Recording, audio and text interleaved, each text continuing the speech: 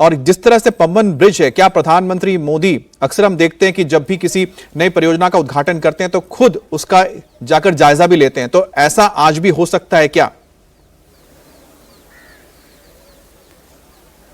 जी देखिए अमित, जो मंडपम हेलीपैड है वहाँ से प्रधानमंत्री का काफिला जो है पाम्बन ब्रिज के लिए निकल चुका है। 5 किलोमीटर का रास्ता है। उम्मीद की जा रही है कि अगले 5-7 मिनट में वो उस जगह पर पहुँचेंगे जहाँ पर जो रोड पुल है वहाँ से उसका इंस्पेक्शन करेंगे। बाकायदा उनके लिए वो वर्टिकल जो लिफ्ट सी रेल ब्रिज जो पहली बार बना है भारत में, जिसकी चर्चा हम लगातार पिछली रिपोर्ट्स में भी कर रहे हैं, उसका वो जायज़ा लेंगे। उनके सामने एक डेमो दिया जाएगा जिसमें एक ट्रेन जो है पहले उस नए पाम्बन ब्रिज से गुजरेगी, उसके बाद उसे वर्टिकली लिफ्ट किया जाएगा। जो मध्य भाग है उसका, उसी की खूबसूरती है, उसी मॉडर्न इंजीनियरिंग मार्वल कहा जा रहा है। जब वो 72.5 मीटर का जो स्पैन है वो वर्टिकली ऊपर उठेगा और उसके बाद वहां से कोस्ट गार्ड का जो वेसल है वो पास होगा। इसको देखने के लिए, और क्योंकि ये एक कह सकते हैं कि बहुत बड़ा चुनौती भरा काम है अमित, क्योंकि जिस तरह का सी कंडीशंस यहाँ पर है रामेश्वरम में और जिस जगह पर इसे बनाया जा रहा है वहाँ पर बहुत बड़ी चुनौतियाँ रेल विकास निगम लिमिटेड और सदर्न रेलवे के लिए थी, लेकिन उन चुनौतियों को पार करते हुए आज एक बहुत ही